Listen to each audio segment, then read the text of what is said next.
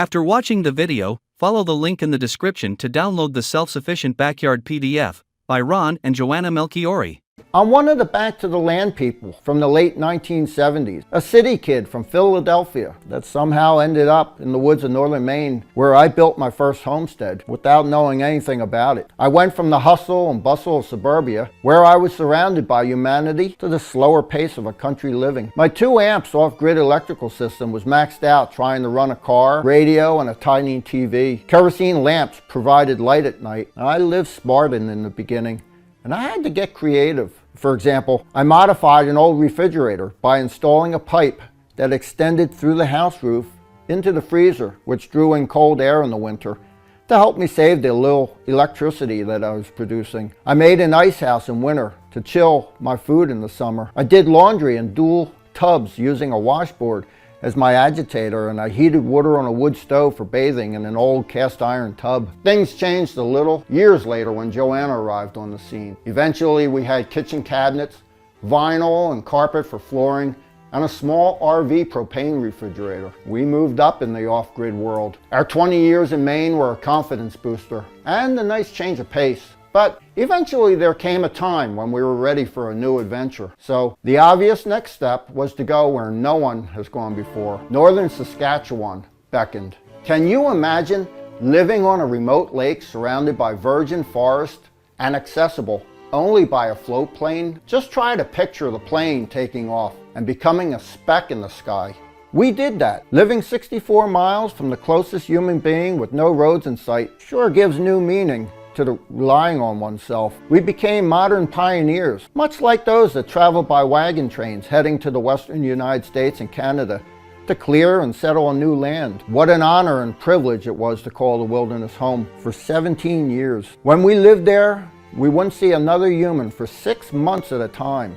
Every 6 months, we came out for our mail, supplies, and took care of any appointments. But I surely did a much better job constructing our home in the bush. I improved the self-sustaining greenhouse, built it next to our house, and even installed a window that would open into the greenhouse so that whenever we were ventilating the house in the early spring or late autumn, all the warm air would go into the greenhouse, allowing us to extend the growing season. When the temperatures were higher outside, it was the other way around. We let the warm air from the self-sustaining greenhouse flow and heat our house. We experimented and adapted various techniques, and we're confident it would make a year-round, self-sustaining greenhouse in less harsh climates. We had hot and cold running water with a shower, real kitchen with wall and base cabinets and countertop, color TV with satellite, internet, 2 chest freezers, an electric refrigerator freezer, lights like a normal house, and a moderate-sized solar array with a wind turbine. We had come a long way from the Spartan living of the Maine days, and we did this with very little money. Our Saskatchewan homestead was great, but it was too big for the 2 of us growing older. 2 years ago, we started our 3rd and final homestead before we hit the checkout counter. Here in Nova Scotia is where we'll make our last stand, and here is where we want to enjoy our golden years and produce everything we need. Unlike our second home, here we decided to downsize everything. Took everything we learned during the last couple of decades, and we designed this place with one thing in mind: to make a self-sustaining but low-maintenance homestead that doesn't need much work or expense. As you can see, I'm in my 60s, so here we build our backyard and our plots in an ingenious way so that we don't have to bend or work a lot. We built this place on a small opening in the forest that doesn't require more than an hour or 2 of work per day. In fact, chances are that you are living on a bigger plot right now. In our program, The Self-Sufficient Backyard for the Independent Homesteader, you will find many low-maintenance sources of income you can take advantage of just by putting parts of your property to good use. Now, this is just a tiny bit of our retirement paradise here in Nova Scotia, and here is where our journey will end. But I hope this is where your journey begins, because we would like to guide you on your path to self-reliance. We would like to share with you all the projects we made here in our small paradise in minute detail so that you can start implementing them on your land or in your house and profit for the rest of your life. We'll also cover subjects in depth such as water, food preservation, off-grid power, medicinal garden, you name it. We want to put in your hands helpful how-to illustrations, easy to follow step-by-step advice, brilliant tips, and ingenious time savers. From all the projects you'll find in the Self-Sufficient Backyard, I'm pretty sure you'll find some that are suitable for your home property. We've created what may well be the most comprehensive step-by-step system to transform a regular homeowner or apartment dweller into an independent, self-sufficient homesteader, even if you're older, living on a fixed income, or have health issues.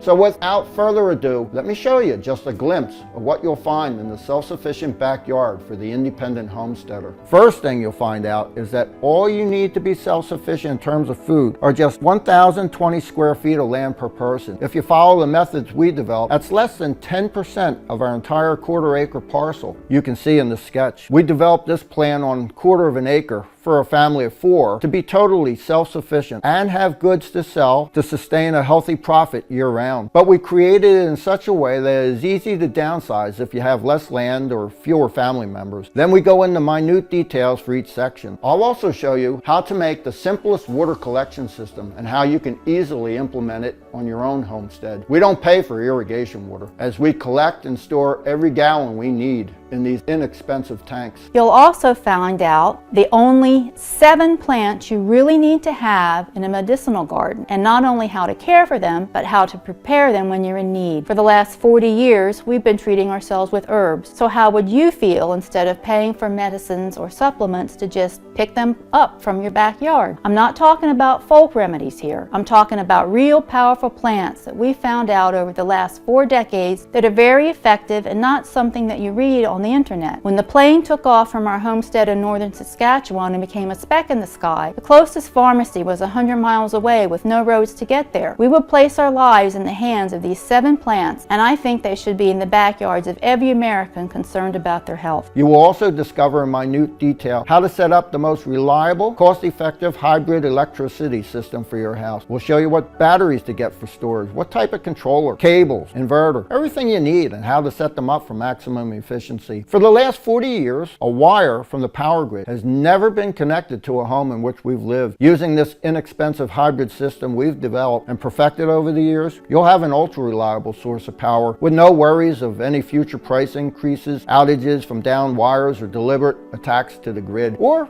you can choose to sell the excess power back to the utility company if you choose to remain connected to the grid, making money off of them instead of the other way around. You will also find out how to make an automated 24-hour bio-insect control system. Instead of using pesticides, you can grow all your produce organically by making a small swallow bluebird house and a bat shelter. They'll take turns getting rid of the pests for you.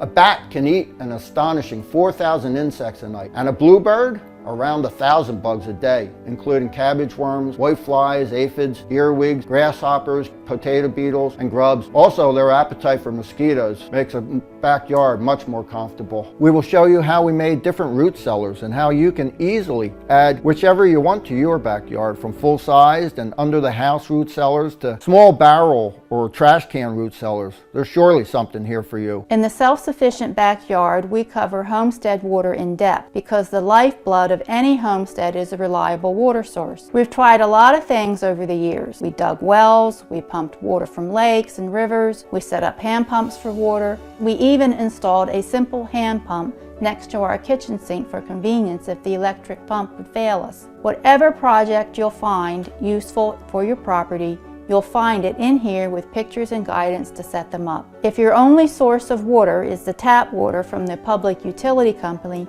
you are not independent and you're paying for it. I'll also show you a simple and ingenious solution that you can apply in your house to have free pressurized hot water. This system heats the water whenever we cook or heat the house.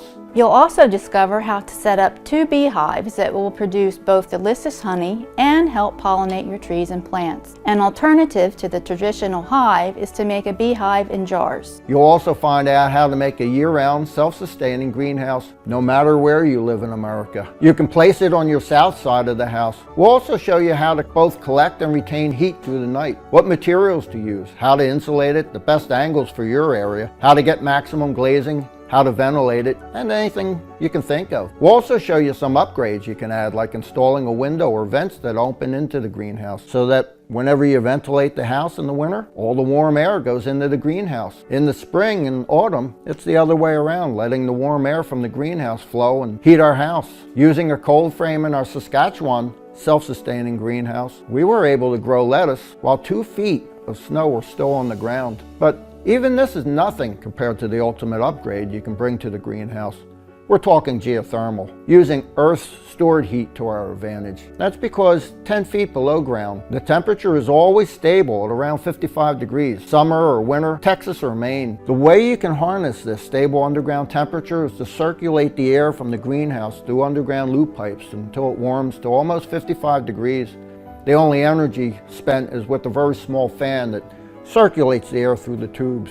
You'll also discover our secrets to winter gardening. For example, we're growing these highly nutritious microgreens inside the house during the winter. You can use this method to grow them in the basement if you are low on space and create your own microclimate. What makes them even more valuable is the fact that they only need 2 weeks to grow to the first cut. There will be many more to follow. This is one of the highest yields per square foot in a year. Besides having 4 times higher concentration of nutrients than mature plants, they're high in demand. This is one of the easiest crops to grow and turn into money. But maybe microgreens aren't your cup of tea. That's okay, because they're just one out of 7 cash cow crops you'll discover inside the self-sufficient backyard. These plants can be your secret weapon in turning a steady profit year after year without much of an effort. And if, just like us, you won't have a big pension or you're living on a fixed income, this can be your ticket to a stress-free retirement. You will find an entire chapter called Easy on the Back Gardening. And each one of our gardening projects you'll find inside the self-sufficient backyard is especially conceived for people with back problems. There's not much bending in these gardens. You will find around 100 tips and secrets scattered across the whole book to save money on electricity, on food, on home repairs, on water, on tools, on house taxes, on heating, that you can begin implementing them in your house right now and start saving a big part of the money you're paying each month to big corporations. You'll also find out how to power up a backyard perpetual compost garden using only the daily kitchen scraps you throw away. When you water the plants or when it rains, both the water and the compost nutrients you place in the tower will flow outwards, feeding the plants and creating living soil.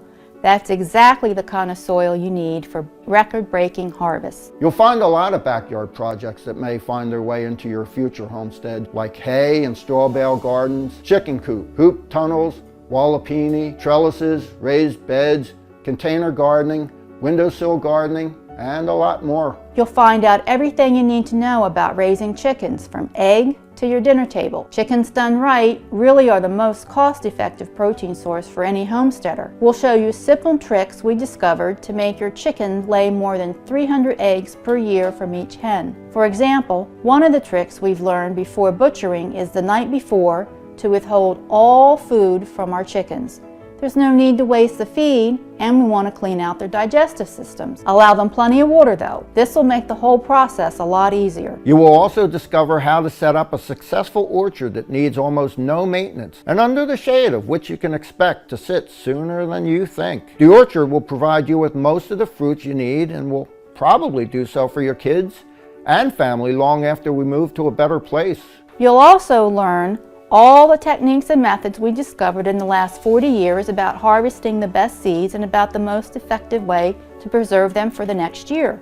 You'll also discover some simple tricks like why fermenting the seeds could be a really good idea. We will also show you everything we do to preserve our food, from eggs to vegetable, roots, fruits, meats. Everything we produce, we preserve. We had no other option in the long winters of Saskatchewan. We had nowhere to go to buy things. If we didn't preserve the things we produce, we wouldn't have been there. As I mentioned, this is just a glimpse of what you'll find in the self-sufficient backyard for the independent homesteader. With it, you can transform from any honest homeowner into an independent, self-sufficient homesteader that has an extra income and doesn't owe anybody a thing. On top of that, right now, you can still take advantage of 2 bonuses that I hope will help you decide in case you are on the fence. So, the first bonus you are going to get is the Aquaponic Gardener. In it, you'll discover how to set up an aquaponic system that you can fit in the backyard, in your basement, or in your greenhouse. The awesome thing about an aquaponic garden is that every part of the system produces food for another. The water you use for plants absorbs nutrients from the soil and feeds the fish. The fish droppings then feed good bacteria, which turn ammonia into nitrates that the plants need to grow.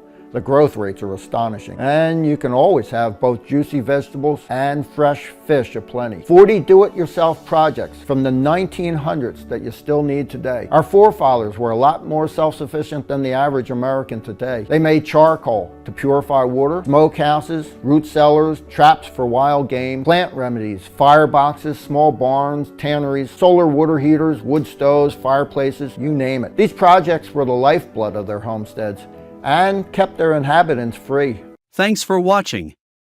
Follow the link in the description to download the Self-Sufficient Backyard PDF by Ron and Johanna Melchiore.